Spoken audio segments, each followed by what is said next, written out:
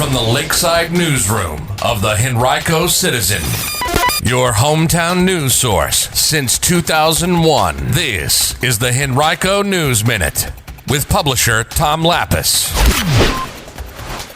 The COVID death count in Henrico continues to climb even as the case count remains relatively low. We'll explain why that is coming up in today's Henrico News Minute. It's Tuesday, March 2nd, 2021, and it's brought to you today by Henrico County.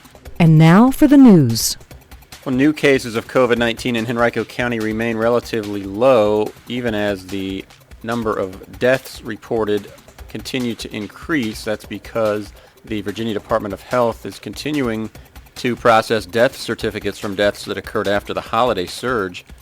Henrico reported just 59 new cases of COVID on Monday, and its 7-day moving average of new daily cases remained around 70 at 71.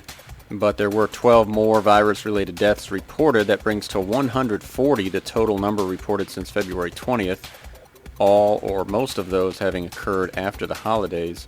The county now has experienced 499 COVID-related deaths. In good news, however, the testing positivity percentage continues to decline. It fell to 6.8% as of February 24th among PCR testing encounters and down to 6.2% among rapid testing encounters as of the same day. Overall now there have been more than 25,000 Henrico residents, or nearly 8% of the county's population, who have been fully vaccinated. And in total, 72,186 people have gotten at least one dose of the vaccine. The Virginia General Assembly has passed multiple bills allowing healthcare workers and first responders to receive workers' compensation benefits if they are disabled or die because of COVID-19.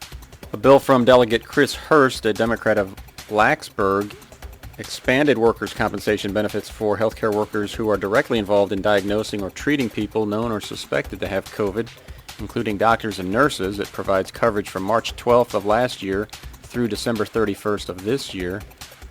The bill also says healthcare workers who refuse or fail to get vaccinated for the virus will not be eligible for the compensation.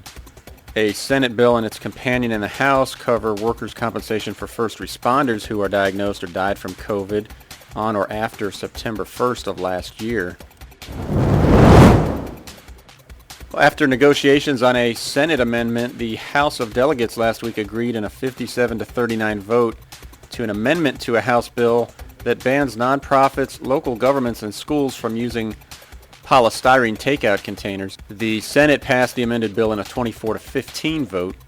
Now, food chains with 20 or more locations already would not be able to package or dispense food in the containers as of July 2023.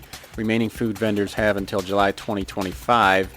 Anyone in violation of the ban can receive up to a $50 civil penalty for each day of the violation. The James River Association recently opened registration for its 2021 season of Connect with the James, a series of guided river trips that are open to the public. They provide a chance to enjoy the water while you learn about the wildlife and history, as well as the natural resources of the river and its tributaries. Opportunities include canoeing, kayaking, and pontoon boat tours in the greater Richmond and Williamsburg areas. In Henrico, there will be guided canoe tours of Turkey Island Creek in the eastern part of the county. You can learn more about each event by visiting thejamesriver.org.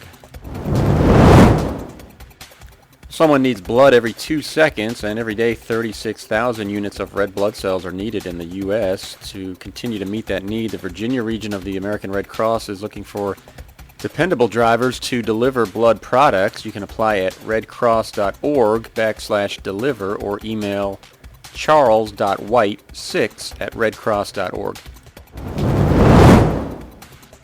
The YMCA of Richmond has launched its 21-day Racial Equity and Social Justice Challenge in collaboration with the YWCAs of Southampton, Rhodes, and Central Virginia. Registration is now open at ywcarichmond.org.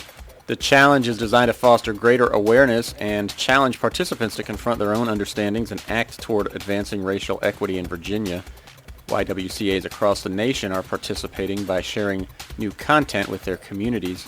Participants will be provided with curated articles, podcasts, reflection activities, and other items delivered through emails that began going out yesterday and will continue weekdays through March 29th. Today's Henrico News Minute is brought to you by the Henrico County Broadband Survey. The county is gathering information about internet access and speed in different locations throughout the county and needs your help. You can visit speedtest.henrico.us to take the test and find out your internet speed.